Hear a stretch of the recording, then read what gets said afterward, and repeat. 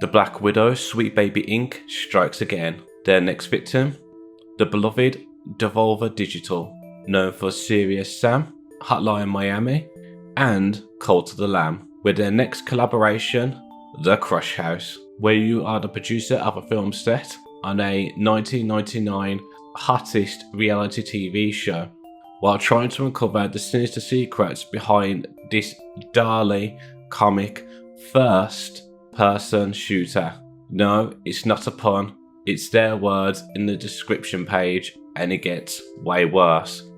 CD Projekt Red are now looking at how women will tackle the struggle of sexism in the medieval world in the upcoming title, Witcher 4. The Witcher 4 director claims that using Ciri as their main protagonist allows the team to explore the specific struggle of a female monster hunter in a medieval world. First off, why? And is this what the fans really asked for? This is no surprise to me at all, as this is the woman roadmap of 2025 to 2030. And let's not forget, all the past developers have all left and gone to Rebel Wolves Studios. I'm done. Cut the show. I'm done. Take me off. Take me off. Cut the show. I'm done. Can you make that? And last but not least, a dating simulator game, Miside, made by two Russian developers and a bottle of Rodnik, have changed the gaming world forever, and a massive middle finger to the Western AAA industry. So without further ado, hi, I'm Wilksy, and let's dive into this stupidity. If you have not subscribed here or to my socials, do it now, and let's make a kingdom. Assemble the army.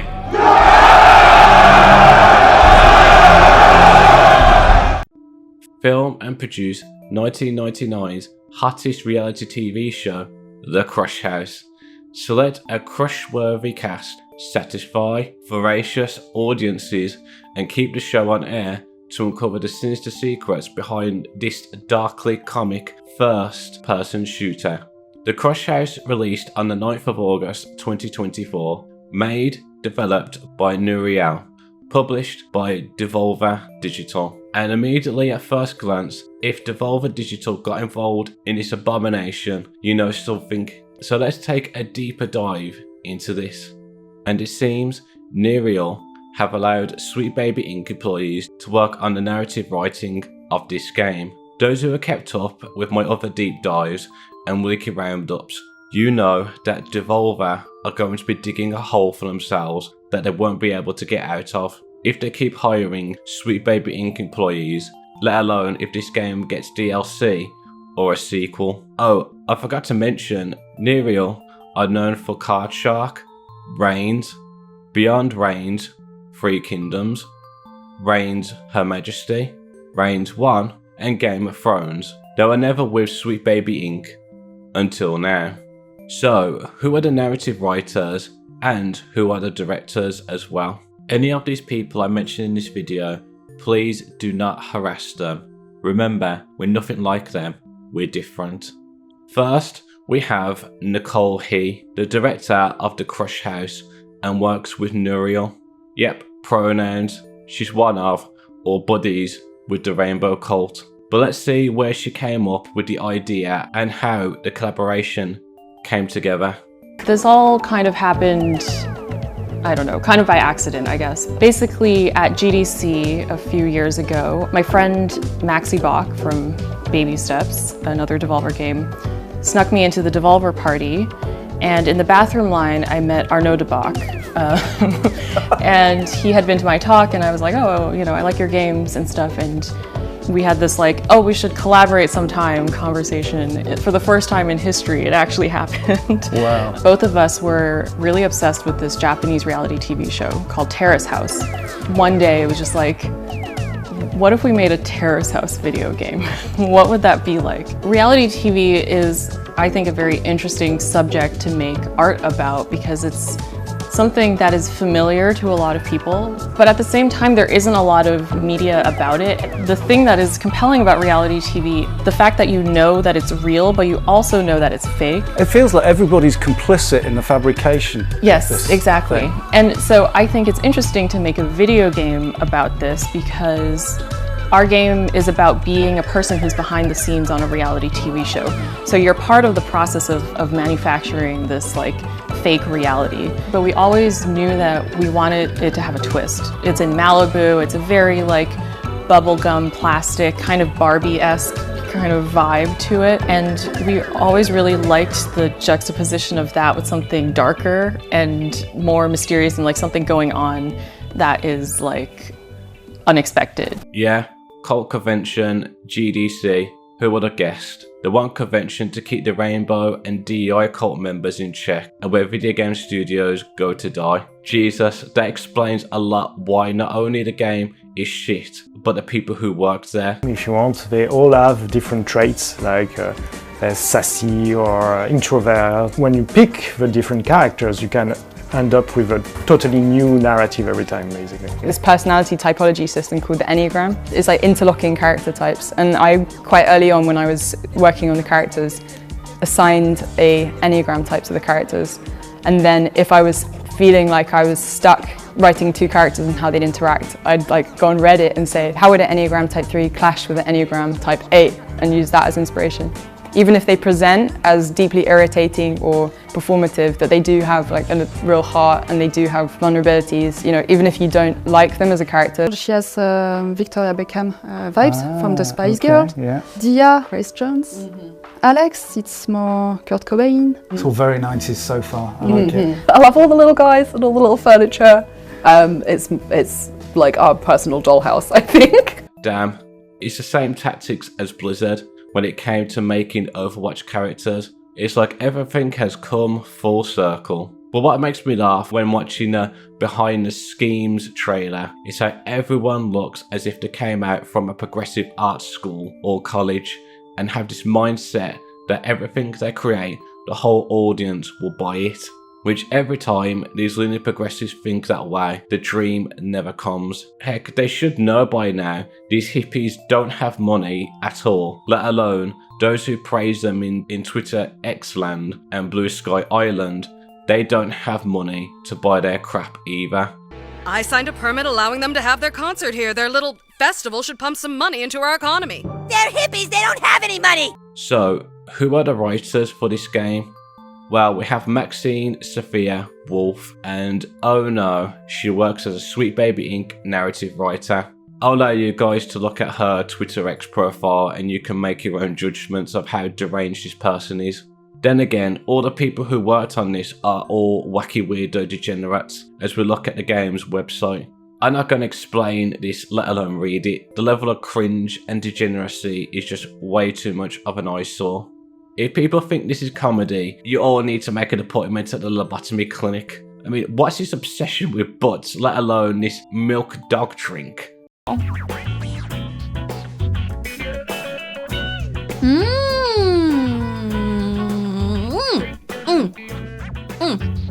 Dog milk. What are you so worried about? Up this morning craving dog milk from hit first-person shooter and TV show The Crush House, but I didn't have any in my fridge, so I had to make it myself. First, I got a ramekin and added flour and spirit demons. I then gave it a stir and waited patiently for it to form into my dogs. This can take a while, but in the meantime my kitchen smells amazing. I then have 2 dogs from my recipe, one of which will be chopped and infused into my milk. I chop that dog into large chunks, and then I add it into my cocktail shaker, ready for infusing with the milk. I put aside my garnish dog, and then I say a prayer to the sky cow, who provides me some milk. Once it's in my cocktail shaker, I give it a good shake, and then I go grab my martini glass, which is ready to be dog milked. I pour in my infusion, which by the way smells fantastic, before garnishing with the dog I set aside, ready to slurp freely. Enjoy!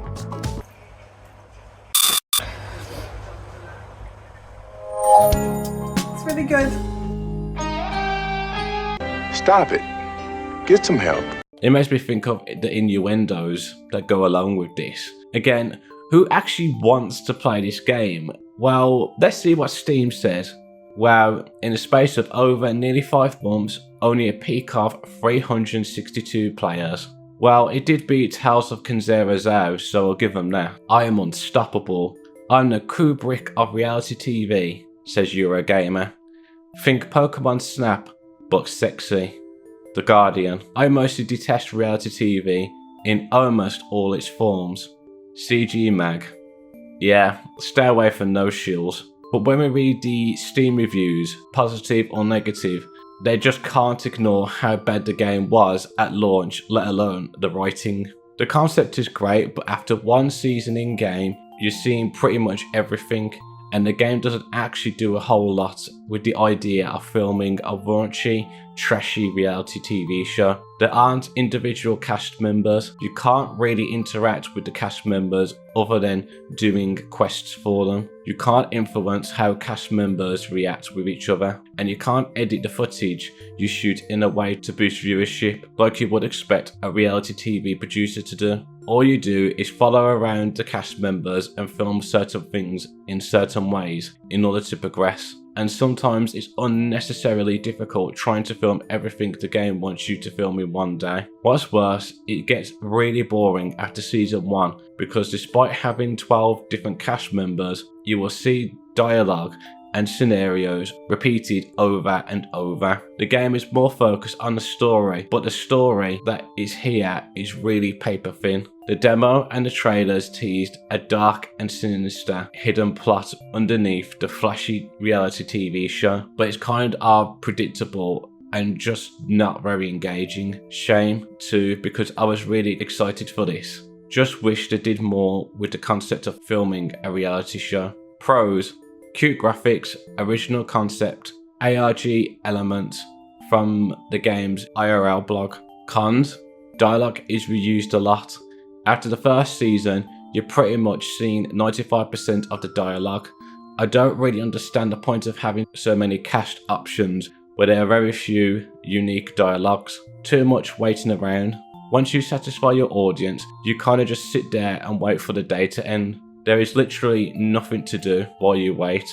It takes around 8 hours of game time to beat the game, but like half of that was either waiting for the day to end or waiting for the damn unskippable season finale dialogue to end, which is basically identical every season. Cliffhanger endings. You get a choice of 2 endings, both of which don't really resolve anything or answer any questions, and is instead mainly used as a teaser for the sequel or DLC. Repetitive gameplay. The gameplay is literally just pointing a camera once you figure out what each audience wants. It is just a walking simulator from each spot to the next, and waiting for the audience score to go up. Overly priced. Why pay $16.99 when you can just play the free demo and experience gameplay and most of the dialogue for free? The only real difference from the demo and the full game is the cast options and the overreaching storyline,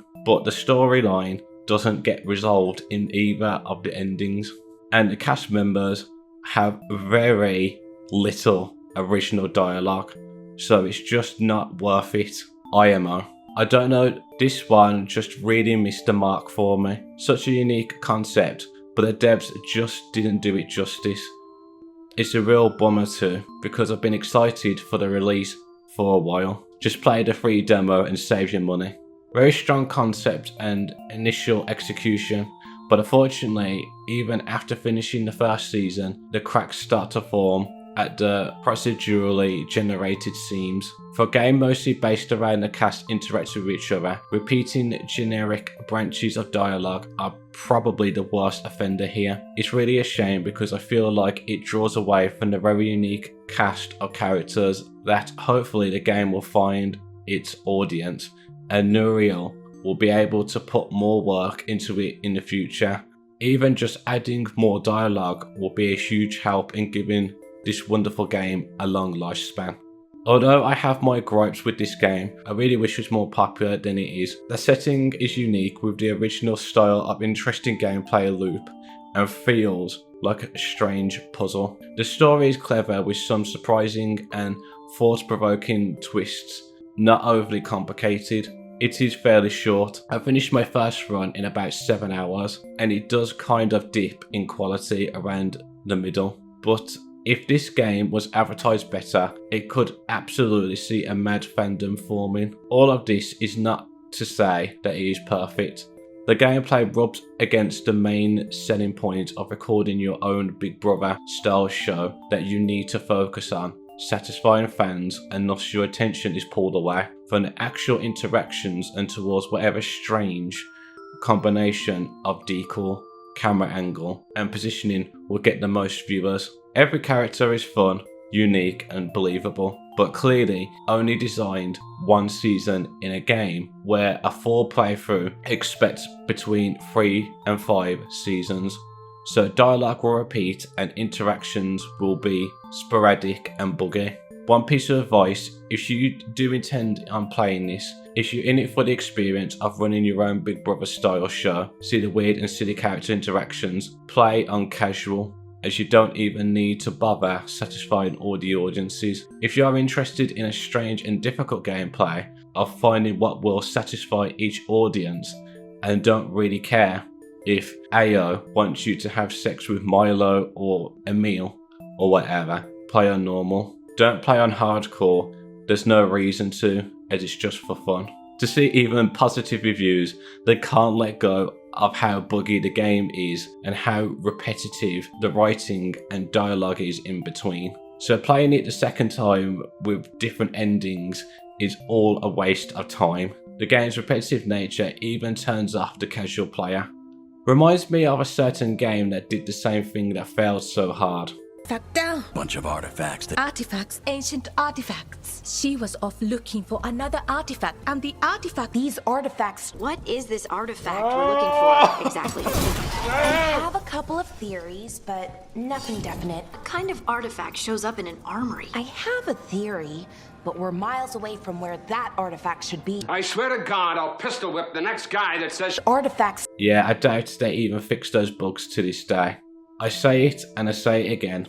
Activists, people who go to the GDC church conventions, and ultra progressives are all talentless hacks, and they know it deep down. The only thing they have is pronoun oppressions and the rainbow religion that makes them feel special, nothing else. And they always make shitty decisions. Devolver Digital, you're going to be next in the wood chipper if you don't change quickly.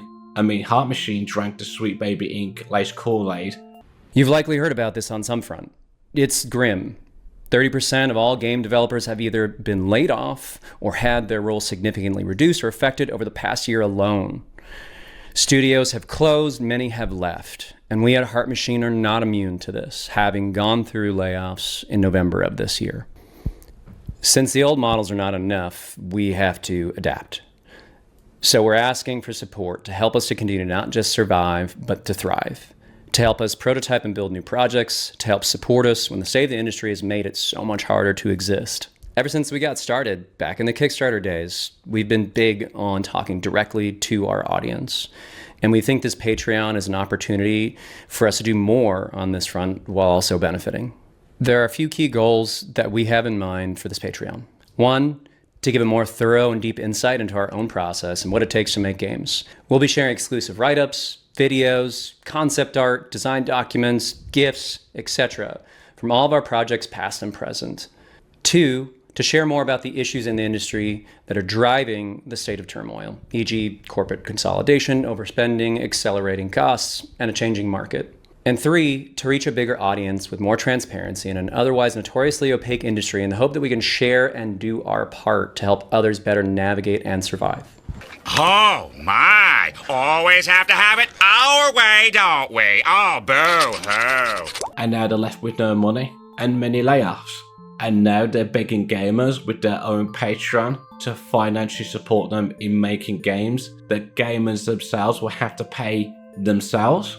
But that's enough of me yapping about this trash. Let's move on to the next article on the docket. CD Projekt Red claims The Witcher 4 will tackle a woman's struggle in a medieval world. Speaking to Eurogamer, game director Sebastian Kalamba and narrative director Philip Weber laid out how, from the start, they saw Ciri as more than a mere side character. They pointed out that while Geralt was already set in his ways, Ciri, at the outset of The Witcher 4, is at the beginning of her journey as a Witcher. In a way, even though Ciri is of course a defined character, with her, players will have the opportunity to still define her quite a bit more, Webber said. Specifically, define the path that she will take on her way to become a Witcher, and basically also what kind of a person that will make her. The outlet asked, the experience of a woman is actually quite a significant theme in The Witcher in a lot of different forms. The women of this world are subjected to a lot of violence. They're heavily sexualized in different ways. There's the kind of deal with the devil that sorceresses have to make where they lose their fertility and so on. Watching the trailer, it seems to maybe channel this. There's Ciri, a woman trying and failing to save another woman from more of this universe's violence, right? Is that an intentional theme that you were channeling with this trailer? And also, is it something you intentionally looking to explore in the game? The experience of a woman, in particular, through Ciri's eyes in this world? Webber replied, I mean, I would say the world of The Witcher is a really dark one that's really inspired by, of course, dark fantasy folklore, but also medieval to early Renaissance history. And that is a world that was tough for many different groups, women among them. As an example, in The Witcher, we also deal a lot with racism when it comes to non-humans, and there is something that we want to keep up with The Witcher 4. I think it's something that has always been really important. We make games for adults, and it also means that we tackle some difficult topics. We tackle them in interesting ways. We tackle them without giving easy answers. We're often opening difficult questions that players have to answer, and I think some of those questions might be going in this direction as well. Because yeah, Ciri is a woman, and as a Witcher in this world, this is an unusual state. So I don't think it's going to be this story everywhere. But since this is part of this world, and we want to tackle so many of those different themes, it's definitely also going to appear there as well. The outlet at Eurogamer should ask what dangers and what evil monsters Ciri has to face. Also, since it's her story, ask if there are filler elements on things that have been missed in her arc. But nope, we have to focus on modern day politics of sexism and modern day racism that gamers do not give a toss about. There's nothing wrong with putting those elements into the story, but it has to be done well and not shoved in one's face. But by God, if this is the main focus of the game, and we're breaking the entire Witcher lore, and there are two people who were close to Ciri, who didn't ever wanted to become a Witcher, their efforts and sacrifice were all for nothing. No wonder the developers of old left after Witcher 3 had made their own studio, Rebel Wolves. CD Projekt Red full to the brim of radicalized women, people who want to punch anyone who dares disagree and slights them, and an ex-Sweet Baby employee put in as well. No wonder people are having doubts on buying the game or not. What can I say? I just hate being right for the very wrong reasons, and it's getting very tiring. Lastly, we had a succession of Miside, an indie game made by Ashto and published by Shojiku and IndieArc, which only consists of two game developers who made the game. And when we look at the Steam charts, oh boy, it has done better than many failed AAA studios like Star Wars Outlaws and Dragon Age The Fail Guard.